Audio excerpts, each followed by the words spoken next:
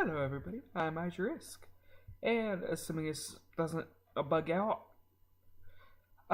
this will be the World of Remnant followed by the Chapter 4. Yeah, uh, Chapter 4 I'm going to do today. You know, I originally said I wasn't going to react to the World of Remnant because, it just seems kind of silly to me to react to them, but it looks like this one is looking at OBS 3 minutes and some odd. But, you know, I've got it set up. Why not? So, without further ado, let's see if I can manage to do this successfully. And let's go. Turn it up a little so I can hear it. I've actually learned how to balance it after creation. So, now you know more about the kingdoms. But hey, Crow. What's between the big cities? Alright, the easy answer is Rim. Oh. No reason to beat around the bush. They're out there. Really, Crow? Probably won't go well if you run into one. That's okay, because you're a huntsman. Or huntress. And you've trained at one of the major academies, so you're probably fine. Just don't get yourself overrun by a pack of them. So, what if you aren't one of those people? Now, after a long day of killing Grimm and saving the world, you're going to probably want to stop at a small town inn. Small villages dot the land between the major cities. You might ask, with the wilderness being so dangerous, why not just live in the big cities? Well, that life isn't meant for everyone. These small towns are founded by people that have a problem. No, not everybody goes to, you know, don't want to deal with high school and university for problems, fighting. Or maybe just enjoy the simpler life and would rather take their chances in the wild than in a kingdom.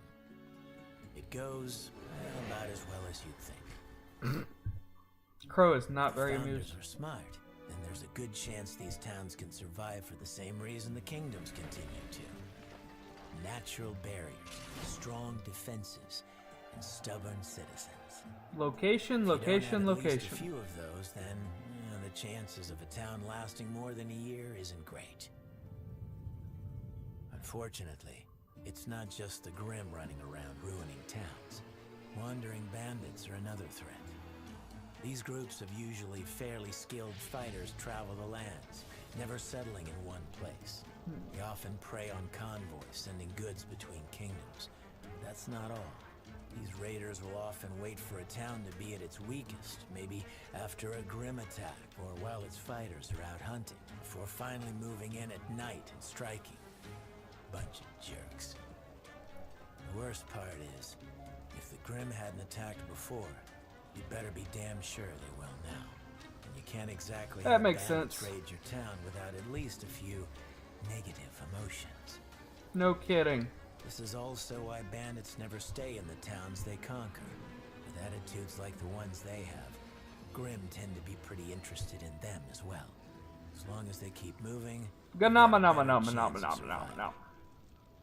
Besides these small towns, the areas between kingdoms really depend on the continent.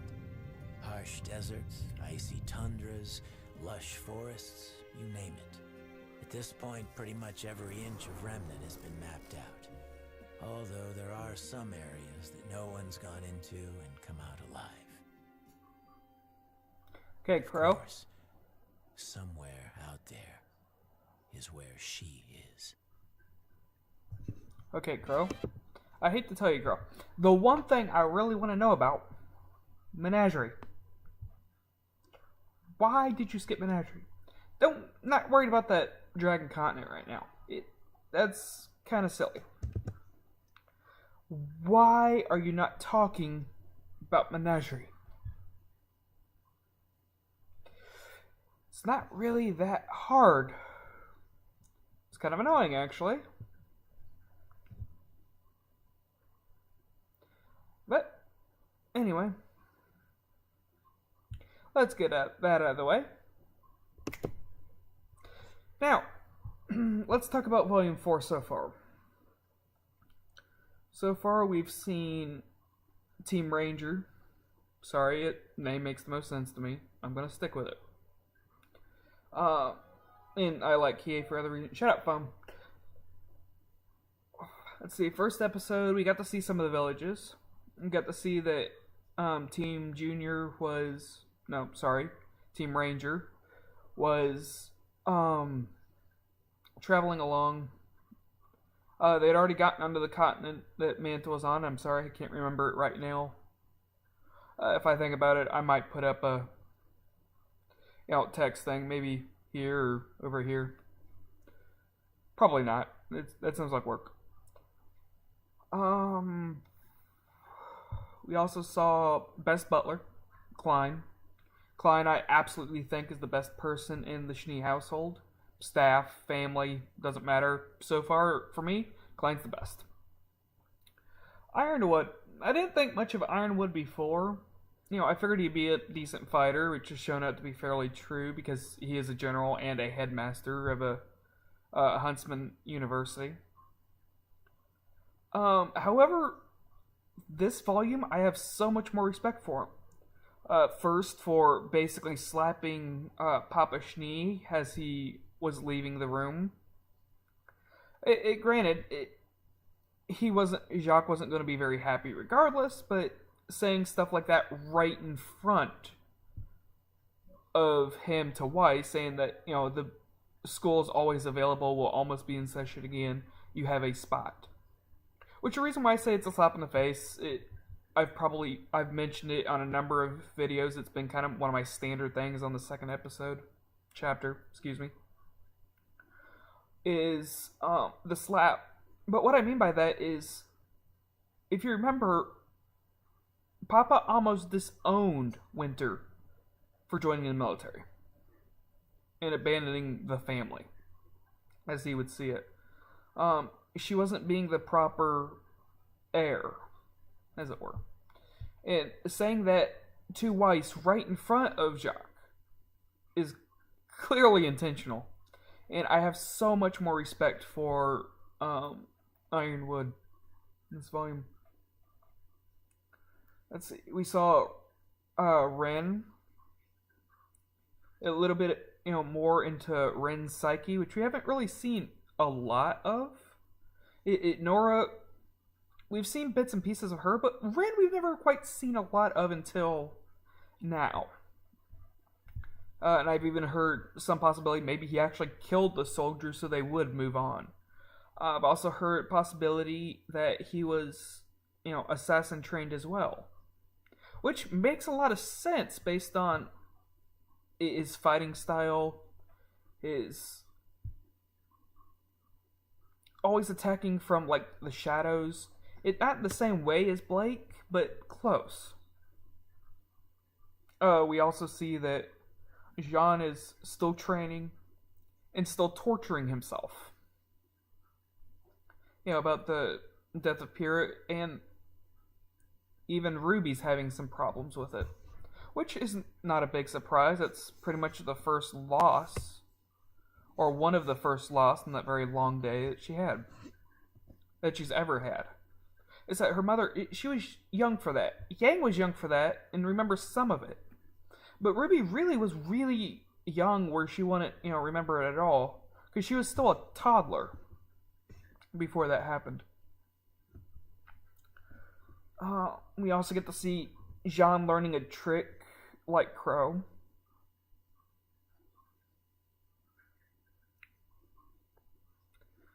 See, third episode, we saw Yang getting to the point where she's ready to start healing. I said, she didn't just lose an arm. It is so much more than that. But we see her start to heal, or start to be ready to heal. And that's where I get even more respect for Ironwood, is him getting the arm. Now, whether he talked with Weiss beforehand or not, I don't know.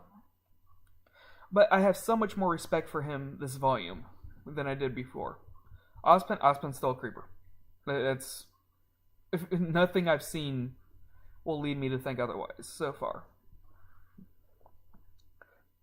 And he cares about Beacon. He cares about the student body. he may care about Ruby because he seems very focused on her, but not which. Interesting thought.